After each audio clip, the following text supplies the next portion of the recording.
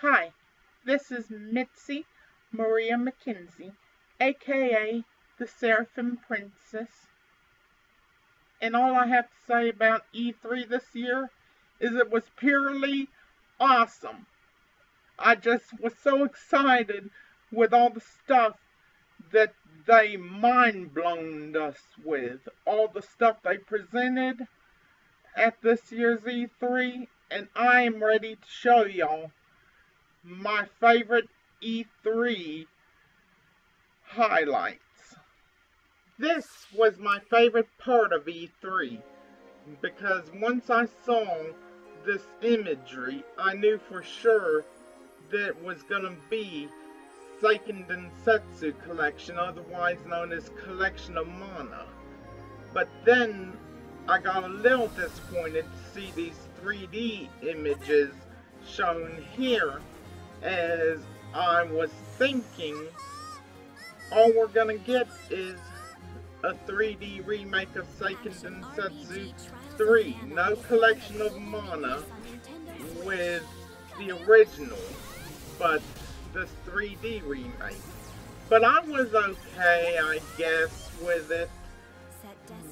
But Trials of Mana looks like it's going to be an amazing remake of the game, but to my surprise, not only are we getting Trials of Mana as a 3D remake, but the original, along with Final Fantasy Adventure and Secret of Mana, and the original Trials of Mana, which excites me so much. So, Collection of Mana will be so awesome. I'm so excited for this. Now, after the reveal of Trials of Mana and Collection of Mana, you'd think that that was the only great, awesome thing that would happen at E3, but there was much more even after that, and even before that. Next, I'm going to show y'all the reveal of not one, but two, which you're going to see that in my E3, all the greatest things are coming in twos, just like Trials of Mana and Collection of Mana. Like I said, all the best things at E3 came in twos. And of course, Super Smash Bros. Ultimate was no exception to this, as they revealed two new DLC fighters. If you bought the Fighter Pass back in December, you already have Joker from Persona as the first DLC fighter, and then of course there was a bonus DLC fighter, the Piranha Plant, that was available for purchasing and registering your copy of Super Smash Bros. Ultimate.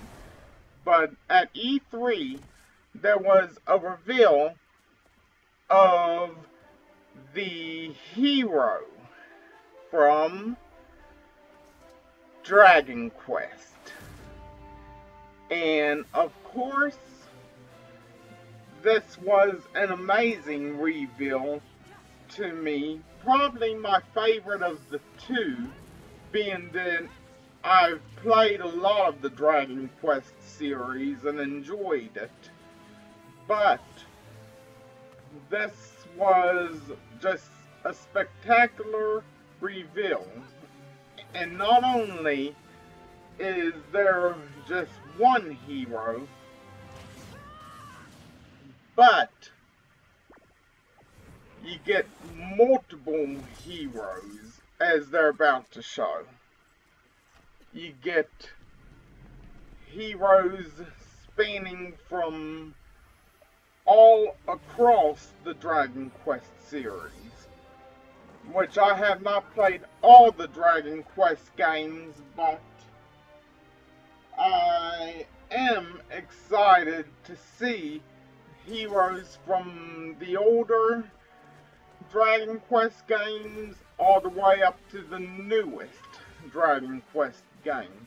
Sure, not all the heroes from every single one, I don't think, are in it, because they probably only had 8 slots for each hero to fit into, as they're probably alternate costumes, just like with Bowser Jr. and the Kooplings. But I was so happy to see such a major representation of Dragon Quest. This will be available summer 2019. And I really look forward to seeing this even more than the second reveal, only because I haven't got around to playing any of the games in the series. But this is the second Smash reveal. And yes, they're basically doing an homage to the King K. Rool reveal that was done not too long ago when Super Smash Bros. Ultimate was pretty much revealing all the characters that would be on its main roster and not the DLC characters. So here we have Duck Hunt. That dog has gotten on people's nerves since the first time you played Duck Hunt, but he's about to get his, because now, straight from Microsoft, is one of Nintendo's old favorites for people to play, and that's Banjo-Kazooie. And seeing Banjo-Kazooie back home on Nintendo is pretty much an amazing thing. Will this mean that maybe we'll see more Banjo-Kazooie on Nintendo again, as in new games? Or is it just gonna be a guest appearance? Because Microsoft has been tight with Nintendo as of late, and despite the fact that I don't really like owning Microsoft consoles, as I think they should have stuck to doing Windows and PCs, I am kind of excited to see Microsoft stuff on the Nintendo Switch. And this download will be available come fall 2019. So let's move on to the next. The next one I'm excited about, like I said in 2's, another Dragon Quest announcement. And that is Dragon Quest XI is getting an updated version. So I hope to get to this because it looks amazing. I own the first 3 Dragon Quest games on Game Boy Color, and then I also own Dragon Quest VI on DS, but I need to get 4, 5, 7, 8, and 9 on DS and 3DS, but this looks awesome, and I hope I'm able to get it, because Dragon Quest XI Echoes of an Elusive Age Definitive Edition looks awesome. Next up is a legendary series in video game history. And with Link's Awakening already on its way, you're going to be surprised how soon things get dark. Now, it's always nice to be able to relive a classic adventure in updated style. Just like with Trials of Mana, which I know was only released in Japan originally on its initial release, and this is the first time that an official translation will be made in the US, both the 3D version and the original version, but seeing Link's Awakening as well is nice. As you journey through Koholint Island, there's more than meets the eye, as you'll see also in new features. And while the graphic style is kind of cartoony, it kind of matches up with the original Link's Awakening, as Link's Awakening on the Game Boy and Game Boy Color was kind of cartoony. But here's what's more than meets the eye as far as Link's Awakening goes. There is a new special dungeon that you can visit, where you can pretty much make your own dungeon on pre-arranged rooms. Rather, they allow you to make your own rooms later on after completing these dungeons is beyond me, but so far this is the closest we'll get to an official Zelda maker made by Nintendo. Which isn't bad, as it looks fun and has new rewards that are special to this version of Link's Awakening. But September 2019 we'll be able to relive Link's Awakening.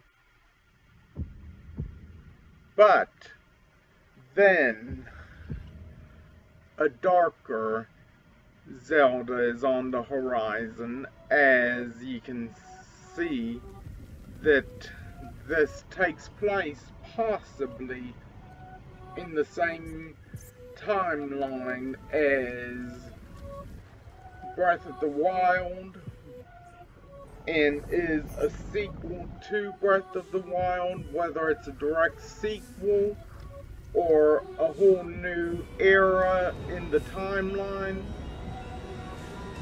will be beyond me. But looking at this, it looks very creepy, just like after they released Ocarina of Time and then made Majora's Mask, which was pretty much creepy in its own style, but this really looks creepy. Now, looking at the imagery of that skeleton zombie looking character, I've come to the conclusion that it looks almost like it could be a zombie Princess Zelda, but that's yet to be seen. But we'll see once the game's released. Now for the final Nintendo reveal that I'm gonna comment on. You will come, won't you?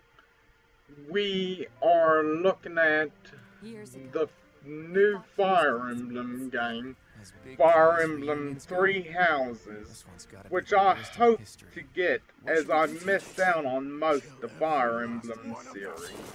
I still need to go back and buy a lot of the games, but they're going to be very pricey for me to get.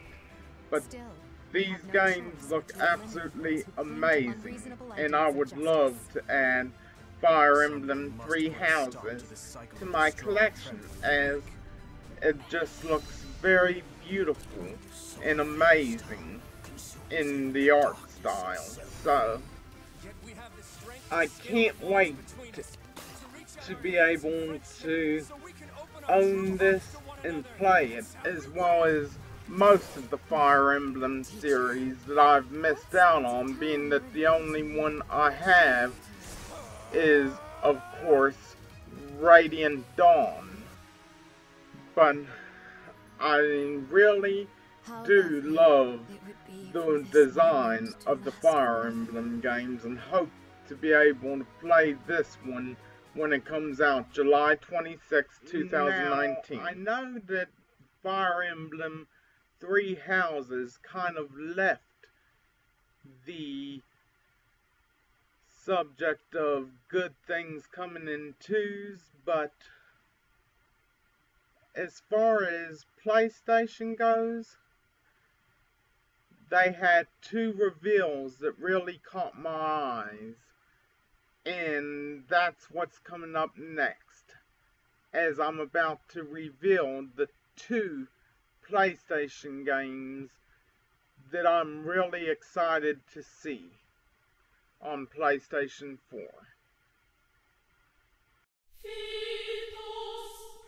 Now, I for one love all the Final Fantasy games so far that I've played, and it is awesome to finally see one of the more lesser loved titles get some love after so long, and that is Final Fantasy VIII. And I am so happy to finally see it get this remaster so that fans can re-experience one of the most beautiful looking Final Fantasy games before Final Fantasy X came out as far as art style goes. Now, I admit my favorites are 6 and 9, which 9 looked amazing itself, and 6 still needs to get some love in a remake or remaster. But also, I'd like to see 1, 2, and 3 released in its original art form. Now, for another Final Fantasy.